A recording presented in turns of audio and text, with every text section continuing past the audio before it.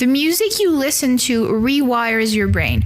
Rap makes you lose brain cells, while classical music boosts intelligence, creativity, memory, focus, and even lowers stress. And before rap fans rage at me, it's been proven by science time and time again that rap promotes violence, drugs, misogyny, sexual aggressions towards women, lower educational results or ambition in youth. And before you rage at me, just read the lyrics for 2 seconds. YouTube wouldn't even let me read the lyrics of any famous rap song out loud. So yeah, this episode is about to get controversial. There's thunder outside. I don't know if you just heard that perfect dramatic effect. But I grew up without a phone until my late teens. I was listening to piano concertos and symphonies instead of Tupac, Eminem, or Eazy-E, thank God. And I got roasted for my music taste because I listened to mostly classical music. And it turns out that my weird music taste was actually making me smarter this entire time. And I want to show the world how classical music is actually the most profound, incredibly beautiful, breathtaking music while making you smarter overall. And I want to open everyone's eyes on the fact that rap is anti-women, first of all, pro-violence and drugs, and promotes horrible values like delinquency, crime, or violence towards women and people in general, and just makes new generations stupid and have an overall lack of values, intelligence, critical sense, compassion, etc. It's a package, but I think rap is part of that package. And I'll structure this episode with pieces of classical music so that you can realize how beautiful it is. And we're going to start with this first piece.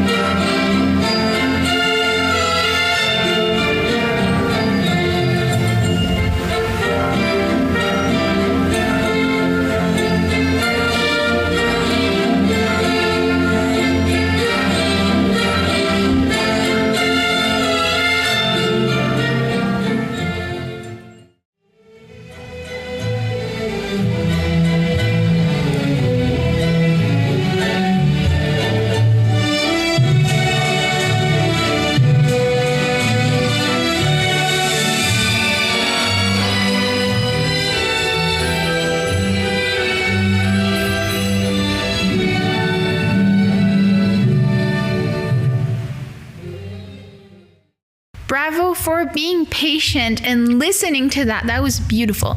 It was, we just listened to 3 different cuts of the Gold and Silver, Op 79 from Franz Lehar from the Slovak Radio Symphonic Orchestra. I don't think I'll have any copyright problems because this guy has been dead for a long time, but this waltz always enchants me and makes me so happy, and I can't even describe the happiness that it brings me. And that was only a small part of it. There's so much more. The chapters for today are as usual very structured. First, we'll start with a little sensibilization to classical music and some of the best TED Talks that there are out there that you can listen to. Then, which studies show that classical music actually makes you smarter? Is it kind of a myth? Is it not? We'll see. Then, does rap actually make you dumb? Did I speak too rashly? Where did you get your sources, Nova? Like, does rap actually make you literally lose brain cells? We're about to see that. And finally, number 4, which classical music types or specific pieces do specific things for your brain? Kind of spoiling it, but sleeping, studying, etc. Which kind of pieces should you listen to for specific tasks? So I have the answers to all of this, so get comfy because this episode is going to be very informative and beautiful and soul-touching and controversial, but so beneficial. You'll get a lot out of this episode because I worked my face off. We'll sandwich these bits and pieces with beautiful pieces of classical music that I think you have to hear at least once in your lifetime.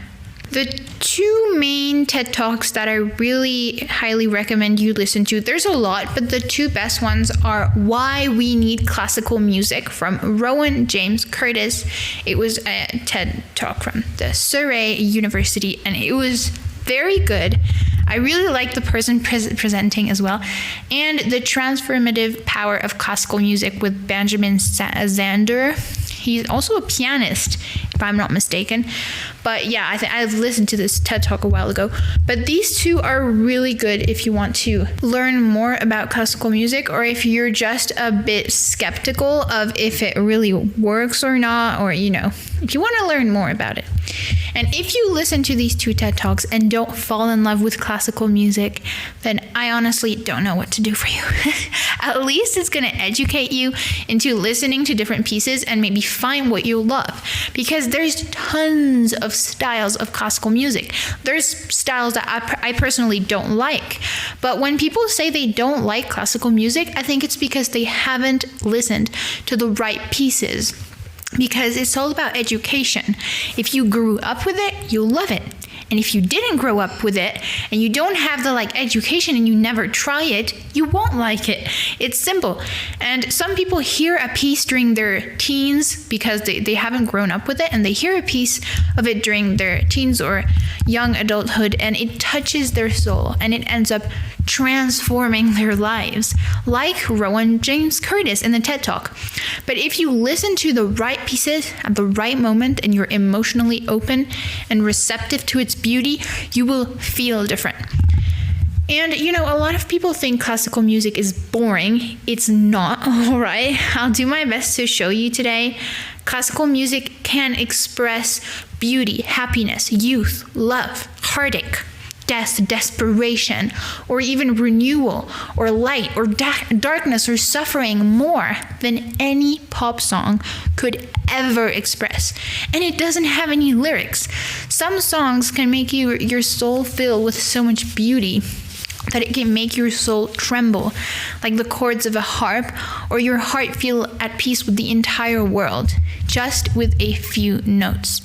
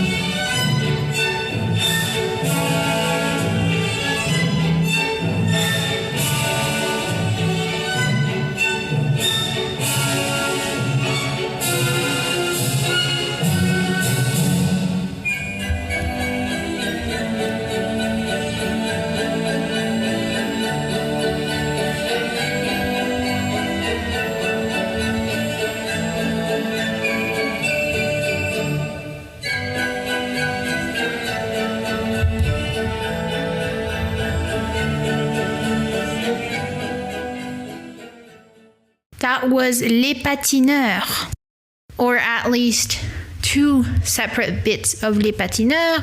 Up 183, The Skater's Waltz.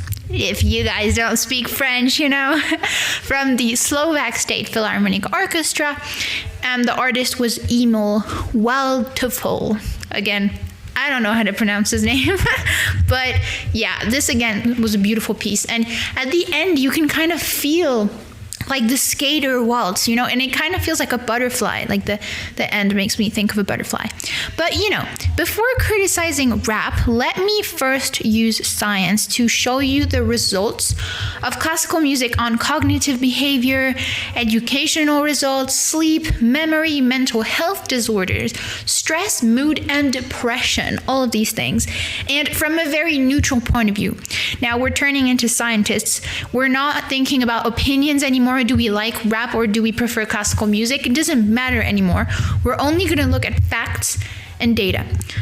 So, chapter 2 is already here, and the studies now that show how classical music is also, antidepressant, it relieves pain, lowers cortisol, blood pressure, cholesterol, and makes your dopamine and immune systems get better.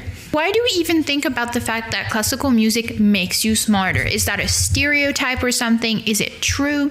Because, in 1993, a study was made by Roch and colleagues where they looked at people's reasoning abilities while they were listening to Mozart specifically, compared to other pieces.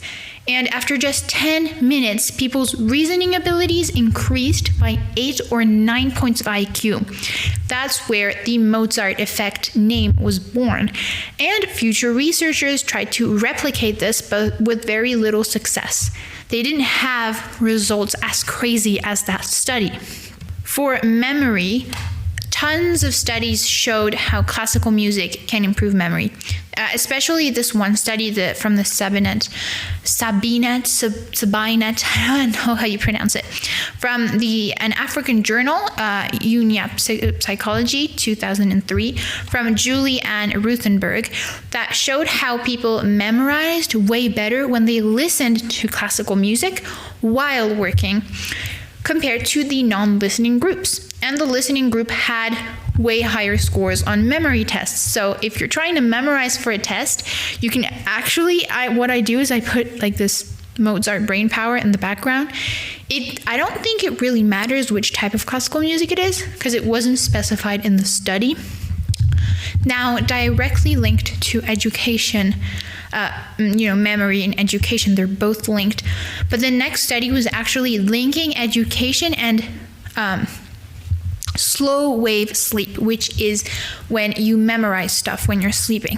So according to another study from the Neurobiology of Learning and Memory on Science Direct, you can check it out on Google Scholar, 60% of college students are poor sleepers, and they say that one of the solutions may lie in targeting the reactivation of memory building when you're sleeping, and they call that TMR in the study to kind of simplify. So 50 college students completed a college-level microeconomics lecture, which was mathematics-based, while listening to classical music, and they distinctively put Chopin, Beethoven, and Vivaldi pieces, not Mozart. And after they fell asleep, the students fell asleep, they replayed the classical music songs during slow wave sleep. And the TMR conditions showed an 18% improvement for knowledge transfer and increased the chance of students getting over 70% on their test. That is insane. Another study was done on learning, a meta-analysis in 2023, so quite recent. Does classical music make you smarter? And the meta-analysis was based on the generalized Mozart effect. So they found a bunch of stuff that we already know, but they also found the direct priming hypothesis. That means that listening to certain pieces prepares and primes the brains. Yeah, we have several brains, guys.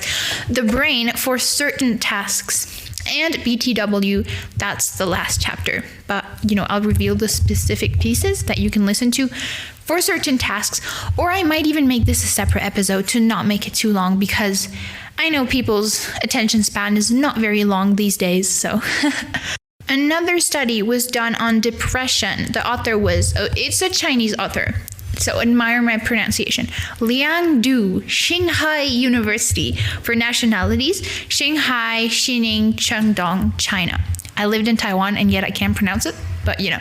Liang Du has a PhD and teaches at the College of Art in Shanghai University in China, obviously. And I quote, listening to classical music is recommended as a means of treatment for mild depressive disorders and as additional therapy for patients with moderate depression. How amazing! So it obviously affects your mood and stress in a very positive way.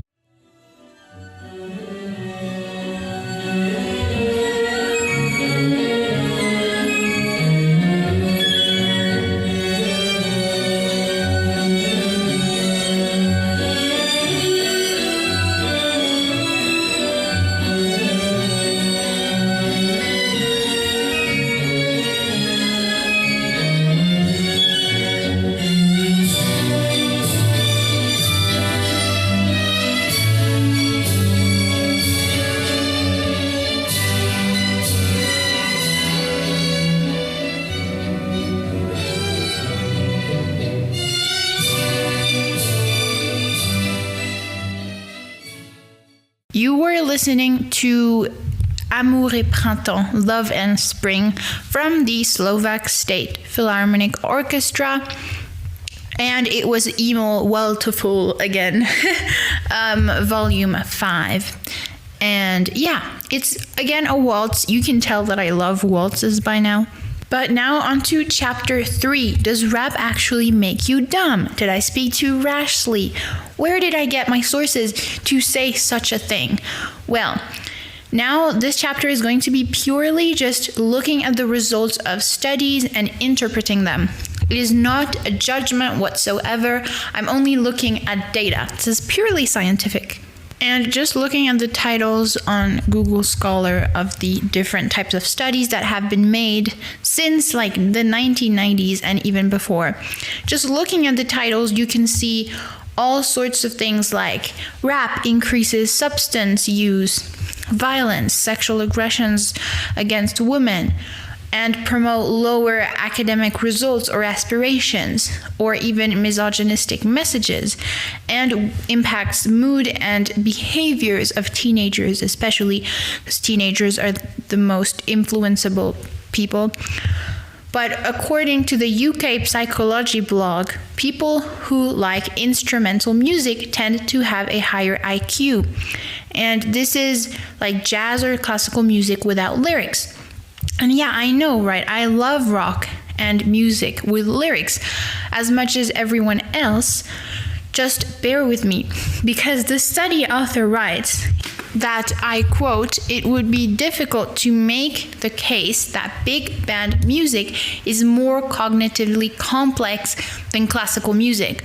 On the other extreme, as suspected, preference for rap music significantly negatively correlated with intelligence. Yeah, I kind of messed up the quote there. I forgot the is. But anyways, so what he's basically saying is that big band music like rock or pop, they're not making you smarter, but they're also not making you dumb. But rap is making you dumb. Opera is seen as complex, but has no correlation with higher IQ. So you see, it's not all black and white. The journal The Guardian was also exploring a new study that suggested that was it suggesting, or it was more like showing that the complexity of lyrics in rap or hip hop is declining so much that they compare words in the hip hop or rap songs to those used by US school children that are learning to read. So now rappers have as much vocabulary as a 5-year-old US child that is learning to read. And honestly, we don't need a study to show that, because you just have to listen to the lyrics and actually listen to them to see that. There was another study published in 1995, which is super old, but things have deteriorated way more since. And there were so many references. I'm not going to read the like super long list, but they basically found that misogynistic music, aka rap, facilitates sexually aggressive behaviors towards women. And, by treating women like objects purely made for pleasure in music videos or lyrics, the relationship between like that distortion of reality and sexual aggressions was severely impacted in a very negative way. And it's something so concerning. Plus, may I add, most, if not all rappers, I hope I'm not going to get deleted for this, but most rappers were once, I'm saying were once, but drug dealers, criminals, or had problems with the law. To just quote a few, we have Diddy, Jay-Z, Eazy-E, Snoop Dogg, you can do research on the internet if you want about their criminal record, but I'm just naming the most famous ones that I know.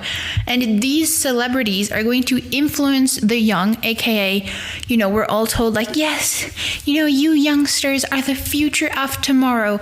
Well, the future of tomorrow is being influenced in doing horrible things and taught horrible values because, if you have a celebrity that you love, they're going to influence you in some way. It's very scary. And like I said, a study demonstrated that teenagers had their behaviors change, and even their mood and their speech, which is part of behavior, was impacted by the rap, the music that they listen to. And the music also is going to create trends that is going to amplify the negative results. And I say this, and I'm so young to say something like that. Like, it feels like what I'm saying would be the speech of a maybe middle-aged person. And I am not middle-aged, as you can probably tell from my voice. Now for chapter 4, because we're already at 22 minutes in this podcast. We're going to go through sleep, stress, and studying.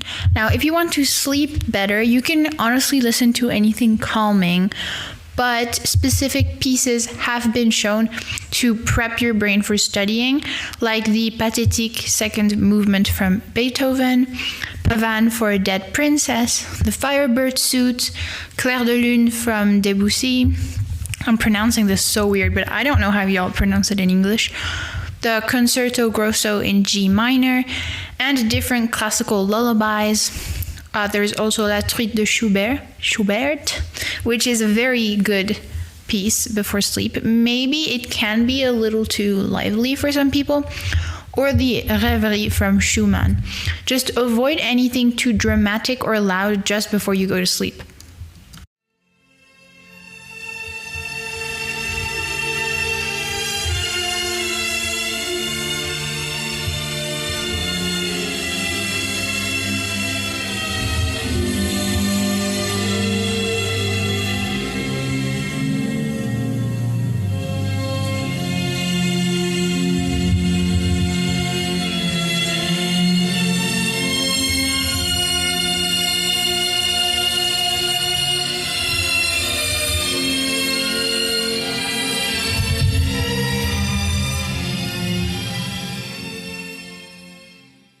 That was Rêverie from Schumann from the Bratislava Chamber Ensemble, the Bratislava Radio Symphony Orchestra.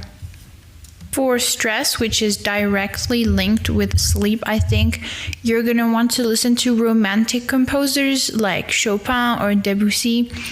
And that's going to calm your nervous system, lower your stress, and enhance your mood. And it really has to do with the pieces that you like. So you have to experiment with the different pieces and see which ones you like and which ones you don't.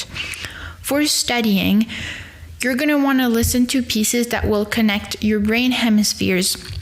So Mozart actually wrote several pieces, and there's been studies on this, scientific studies that show that without realizing it, he wrote pieces that connect your brain hemispheres, like the Piano Sonata number 11 from Mozart, or again from Mozart, the Sonata for two pianos in D major, or just in general, Baroque music with structured patterns can help maintain calm and consistent attention.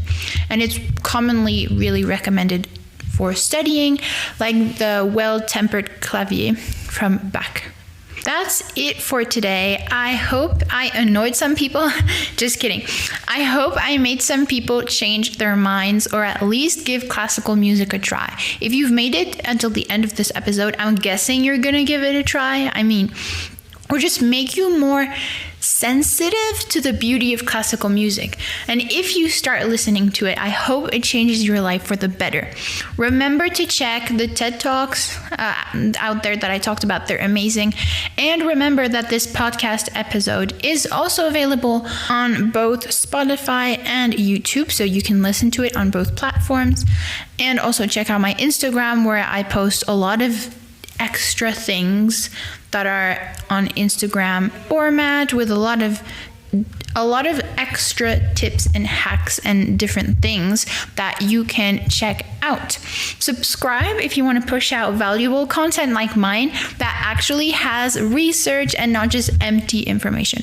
So yeah, I'll see you next Monday, same place, same time, for a brand new structured, value-packed episode. We'll end with a little bit of music from the ballet Swan Lake, the waltz, from our beloved friend Tchaikovsky.